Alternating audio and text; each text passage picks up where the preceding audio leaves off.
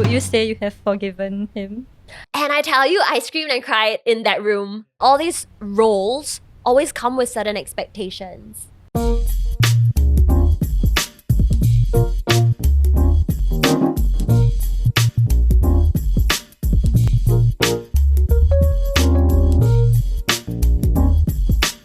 Welcome back, everyone, to another episode of Time for Mental Health.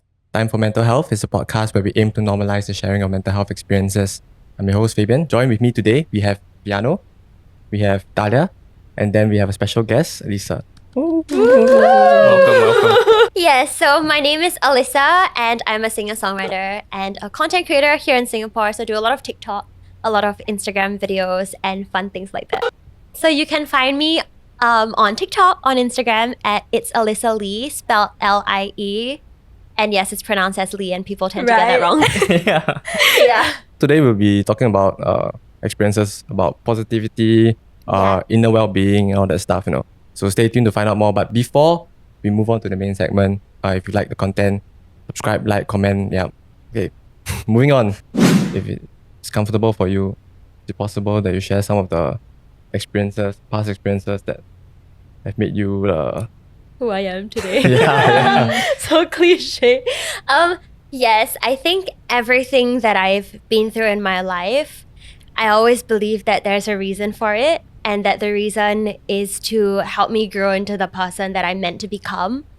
And that's generally how I've looked at all the challenges in my life. I guess if I really had to go back all the way to when it first started, I would say the toughest part growing up was growing up with 5 siblings in Singapore, which was really uncommon. Yeah. And kind of growing up feeling unheard, invisible, insignificant, and just as if your existence was not noticed by anyone.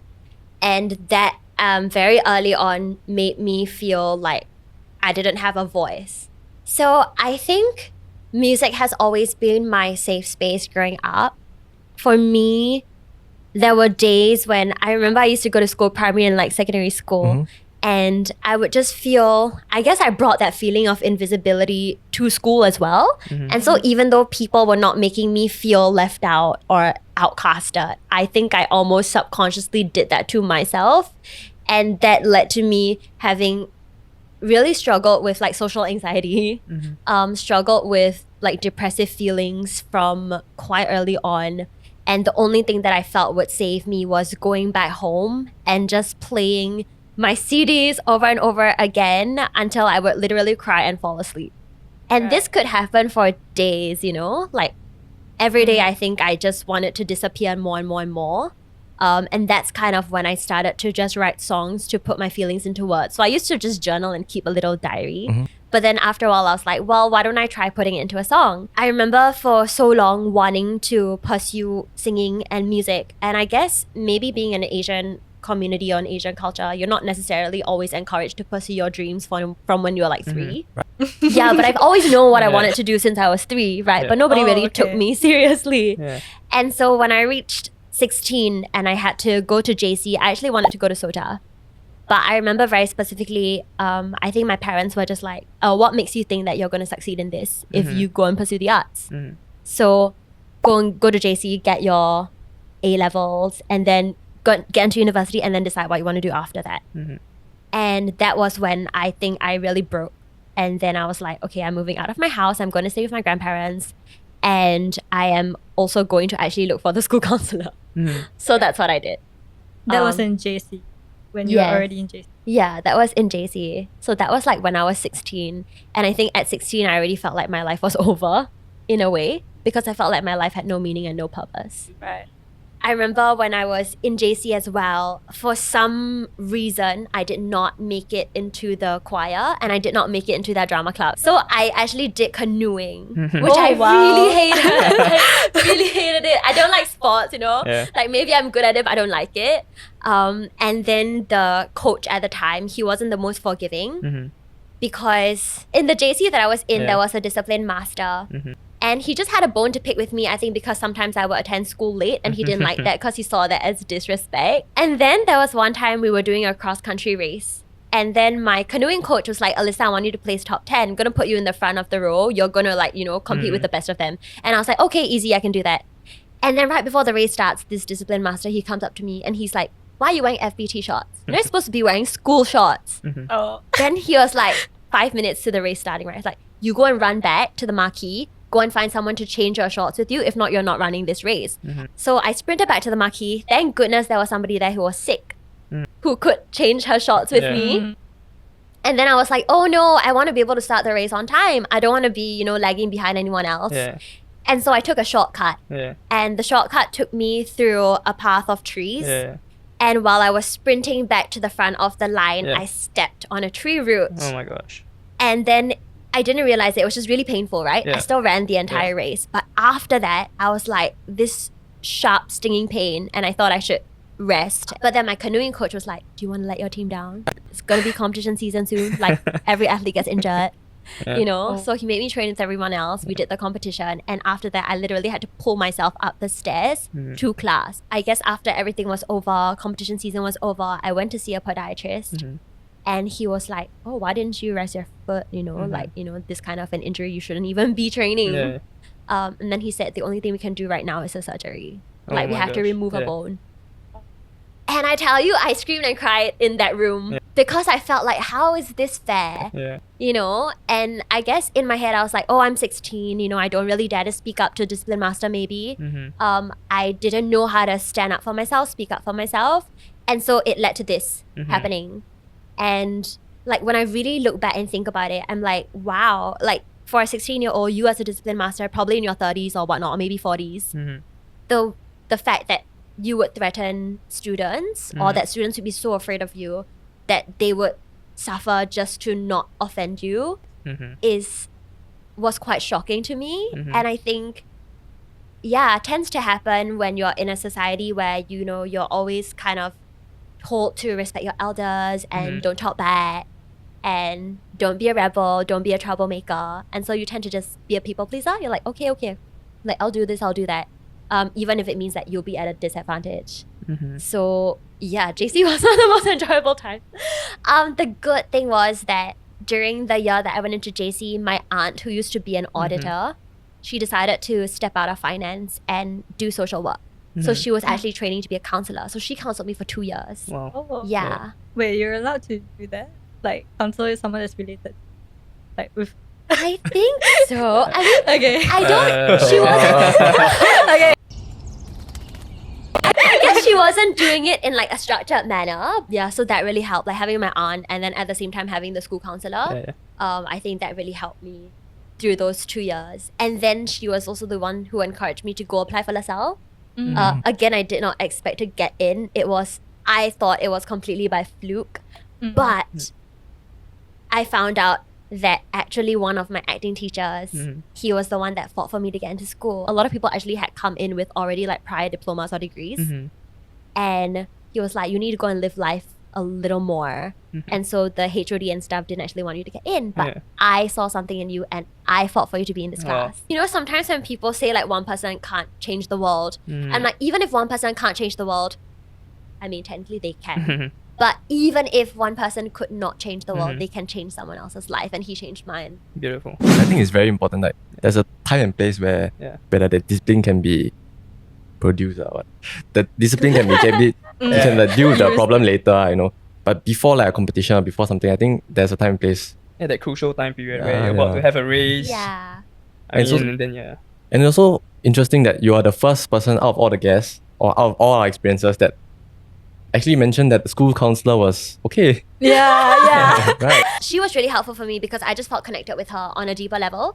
So in a way, I still enjoyed sessions with her, whether or not I felt that, it was the right thing or the wrong thing. I didn't want to be too technical about the sessions because for me, it felt like a safe space and that was what I needed. Yeah. Circling back to the point on what you mentioned where a lot of people have bad experience with counselors. I think I know a lot of people that go for counseling and it's always very polarizing, right? It's like, it's why it makes sense when you said that you connected with her, you resonated with her. I think that's very important, right? There's a lot of people that can't click with certain people, and when you can't connect with different therapists, like I know a lot of people that jump from therapists to therapists or counselors to counselors to counselors, and they just to find that right counselor that can help you with whatever that you're going through. So I think that was an important point. And also going back to when you said back when you were younger, you felt very invisible.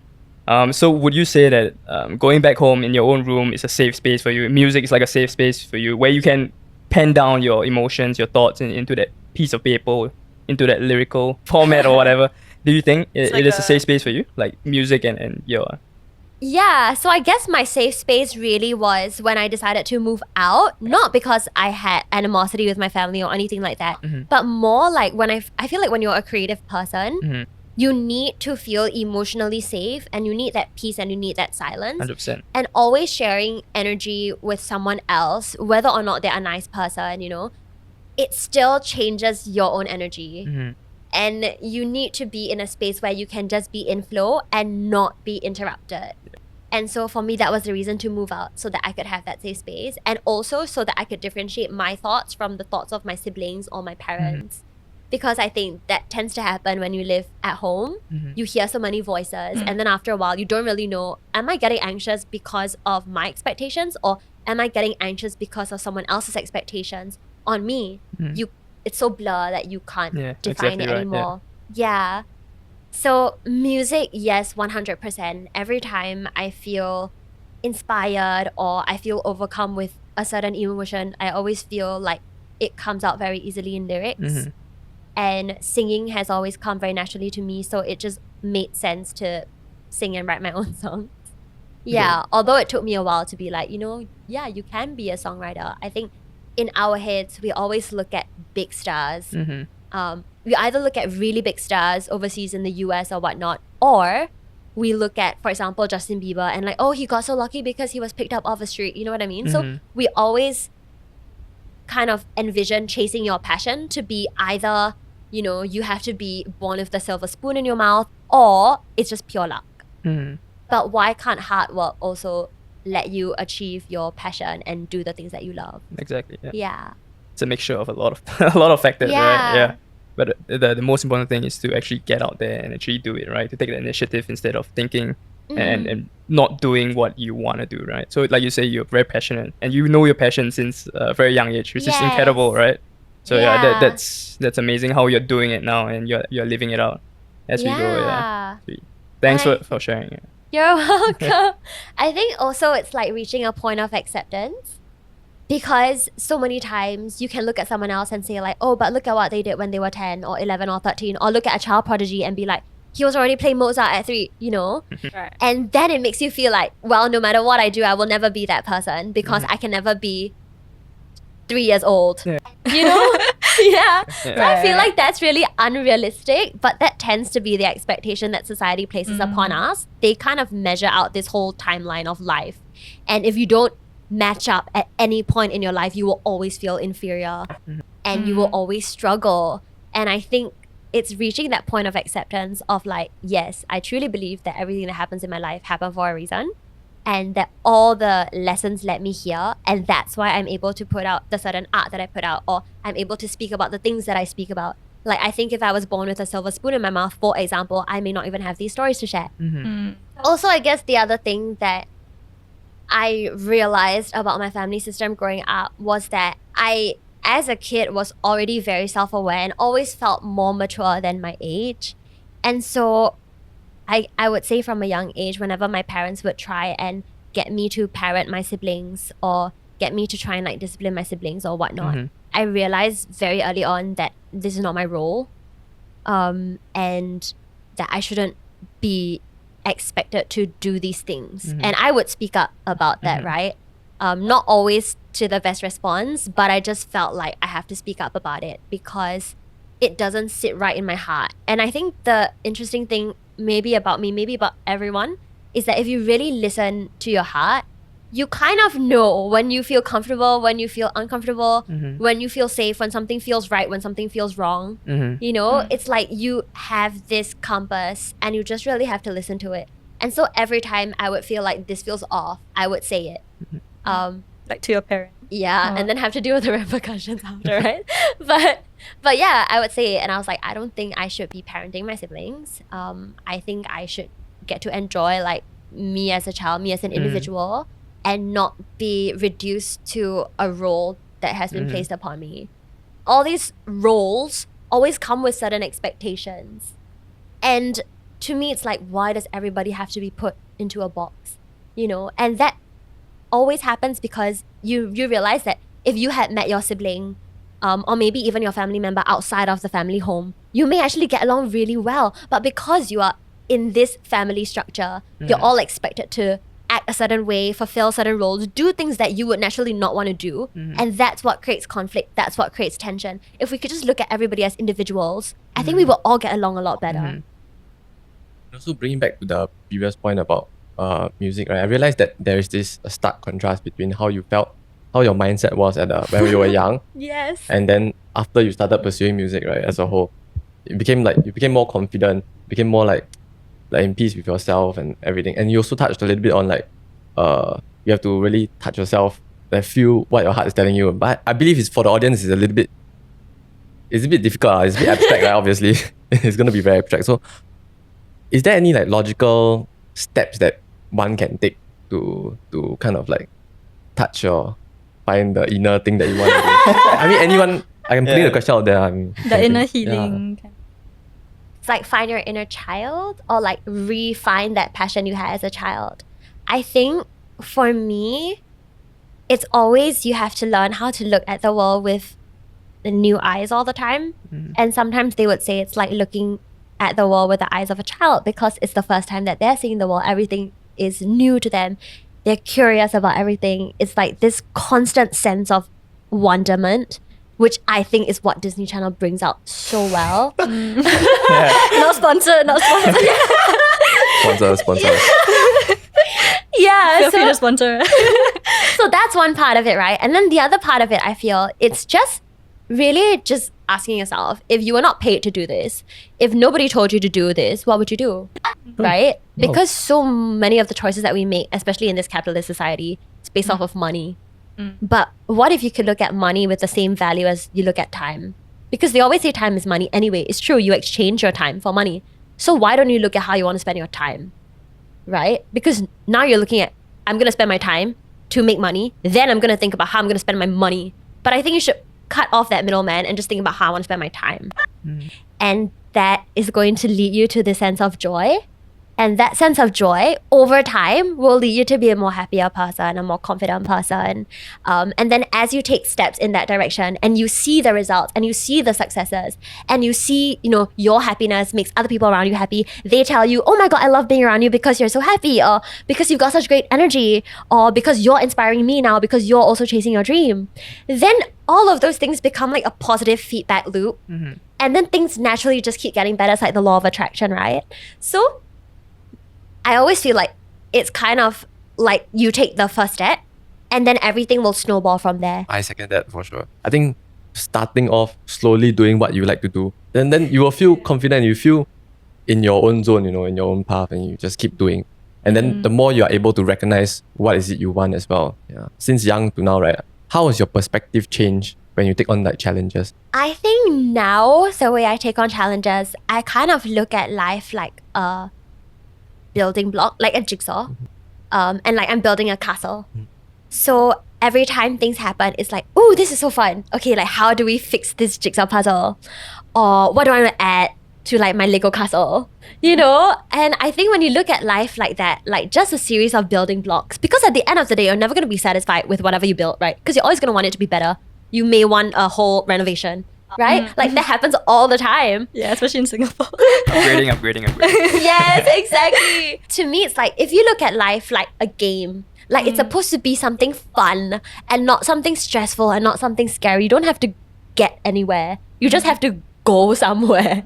Enjoy the journey. Yes, enjoy the journey. And if you really feel lost, then enjoy being lost, right? Go and explore, go and experience different things, go and travel. You want to take a gap year? Take a gap year.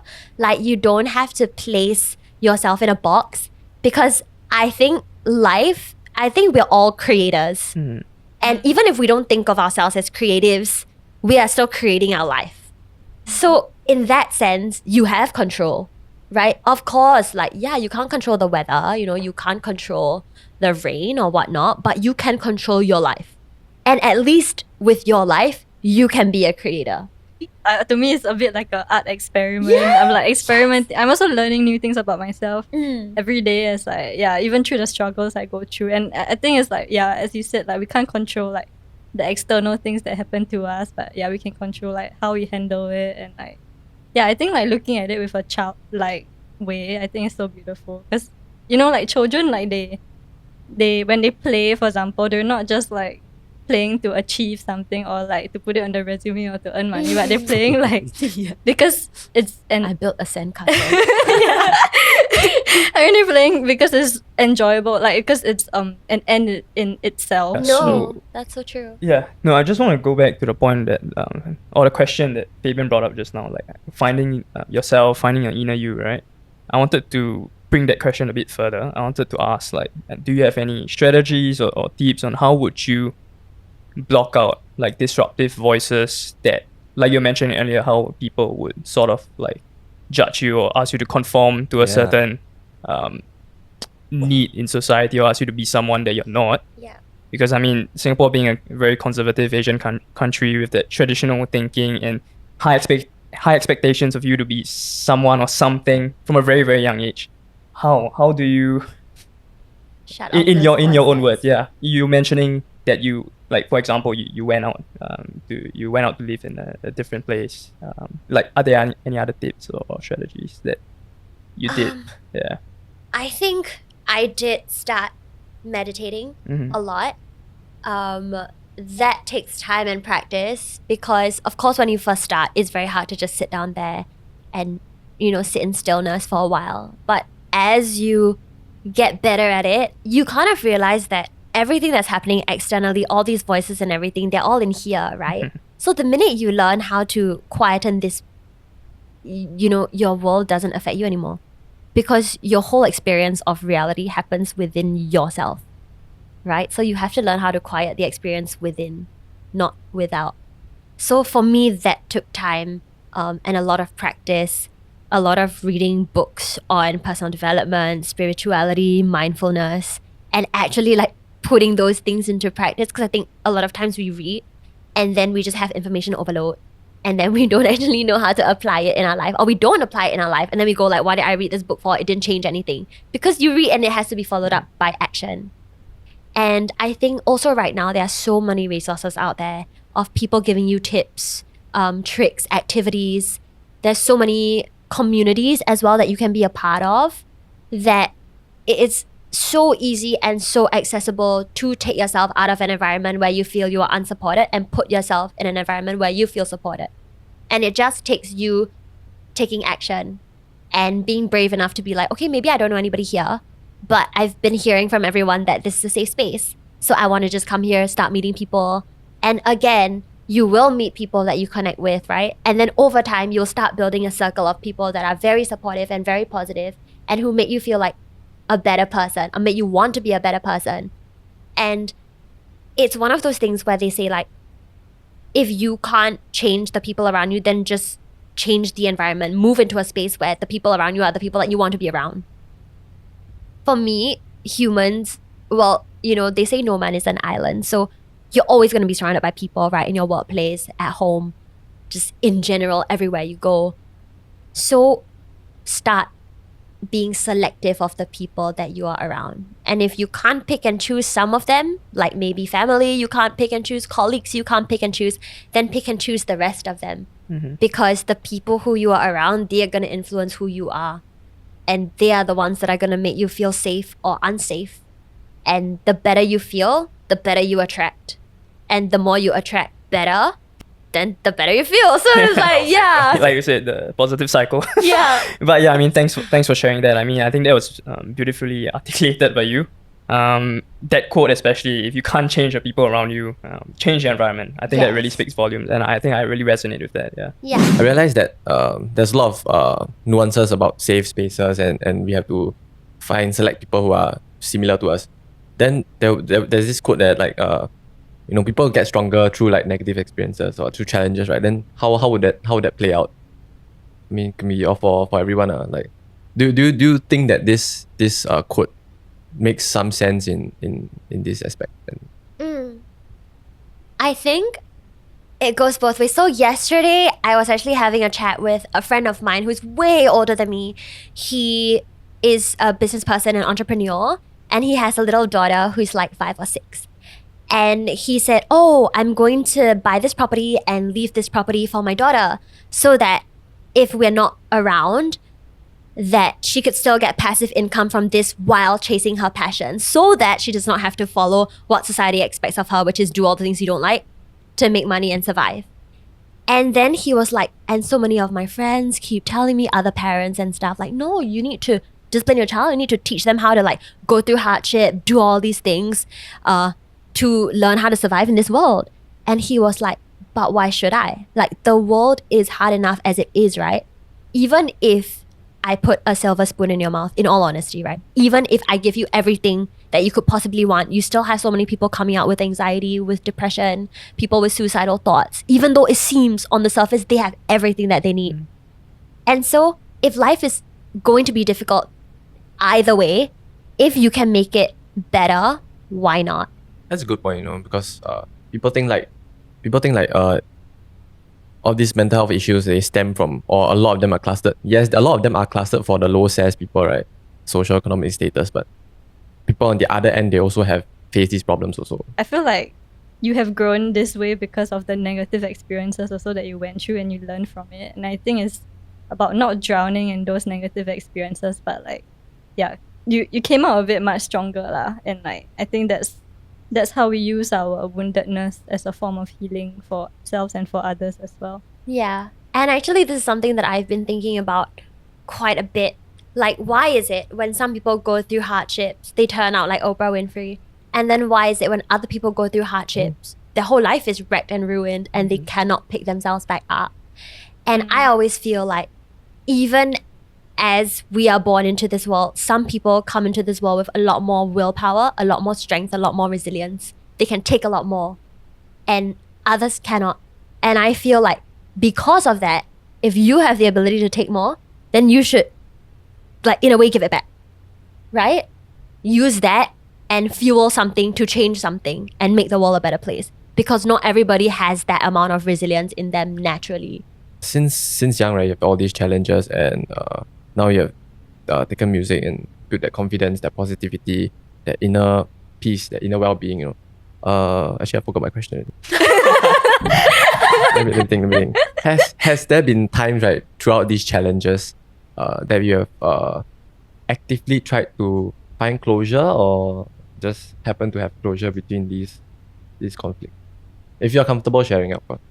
Yeah, I used to always want closure because I'm not the biggest fan of gray areas, especially when it comes to relationships. Like, I always want to know where I stand and where the other person stands, you know? I don't like to always have to walk on eggshells and second guess people's intentions.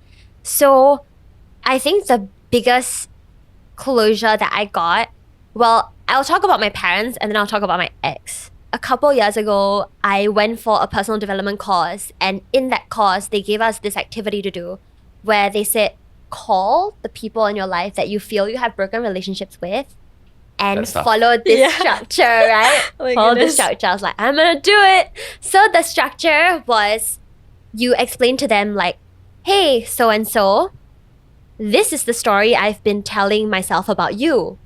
Because you did or you said XYZ, it made me feel this way, and it has impacted my life in this way. And therefore, I painted the story about you as being a blah, blah, blah, blah, blah, blah, blah. But now I want to change that story. So I literally said that. So I said, you called? Yeah, I called my parents, called some of my siblings as well, called one of my friends. I was like, so I've been painting this story of you. It's not the best story. But I just want you to know it's because you did this, you said that, and it made me feel like this. And so yeah, in my mind, this was who you are. And I said, and I want to change that story. It was so hard to get it out of my mouth. You know, was it the last word that was hard? Yes, of course. Like, because in your mind, it's like, I don't want to let go of this, you know. I've known this for so long. And if I let go, it means all of my feelings were for nothing, you know? But I was like, okay, I want to rewrite this story. And inside you felt it was the right thing to do. Yeah. You know, it's so hard. We're not trained to always be honest and transparent with our feelings because we're always so afraid of offending the other person. That's the reason why so many of us, we don't share how we really feel, because we place too much thought on how the other person's going to respond, that we would rather suffer with the way we feel than just sit down and have open, honest conversation. And maybe that's not even how they're feeling at all, but you don't know because you have this picture in your mind. So for me, that was really tough. But I did it and it actually got better. So I was like, okay, well, you know, it worked. And then the second form of closure, I would say, was with my ex, one of my ex-boyfriends. The closure came because I just made peace with it on my own. And I did not expect to be able to do that. I was like, I need to call. I need to ask you why it ended. Oh, I need to ask you why the hell you did the things you did. Like, I need to have a whole story, and then I will Relate be so okay. much. And then I can like flip next chapter, you know. But I knew that I was not gonna get that, and I knew that whatever I was gonna get from him was not gonna be the full story anyway. And I would never know what the full story was because I will only get whatever he's telling me. So I was like, if I'm searching for this kind of closure, I'm never gonna get it. Right? Unless I make him sit down and do a lie detector test, right? Right? I'm not going to get the full picture. And so I had to just reach a point where I was like, Alyssa, are you happy right now? Yes. What went wrong in the relationship? These things went wrong. What went well? Okay, these things went well. But like, are you that person that you were 2 years ago, for example? No, I'm not. And so for all those things that went well and went badly, would I get into that same relationship again? No, I wouldn't. Right? But 2 years ago, maybe I didn't know any better. And so I would have been like, yes, jump into the relationship. But now I'm like, if you laid all of this out for me, I would not even have gone into the relationship in the first place. So that to me was just such a clear closure, because it's like, now I'm Alyssa 2.0. And if you are not XX 2.0, then it's not gonna work because you are not upgraded yet. Yeah. So It's kind of like acceptance also, right? yes. Yeah. So it was just reaching that point of like, I'm really happy with where I am. Why do I keep feeling like I lack something? Or why do I need somebody else to validate my happiness? Right? Why do I need somebody else to say something so that I can be happy when I'm already happy? Yeah. It's like, why do you need that closure to find happiness kind of thing? It's not gonna fulfill that. Yeah. And like, would you say you have forgiven him? I work very hard on that, you know. I actually like in some of my meditations, literally a part of the meditation was you close your eyes, you imagine the person's there, and then you imagine saying, I forgive you and I ask that you forgive me.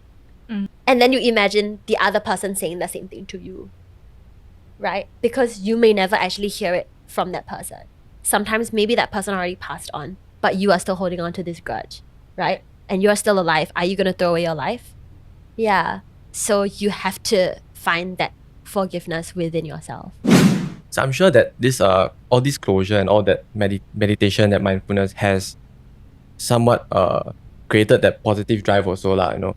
And you've also mentioned that you want to be in that gray area, you want to be clear, right, about closure. So this is the closure. This is the end of our episode. Put social media links for Alyssa down at the screen and also ours. And see you guys in the next episode. Ciao. Bye! We have talked about let me try again. I thought this thing very cool. Wait, let me laugh.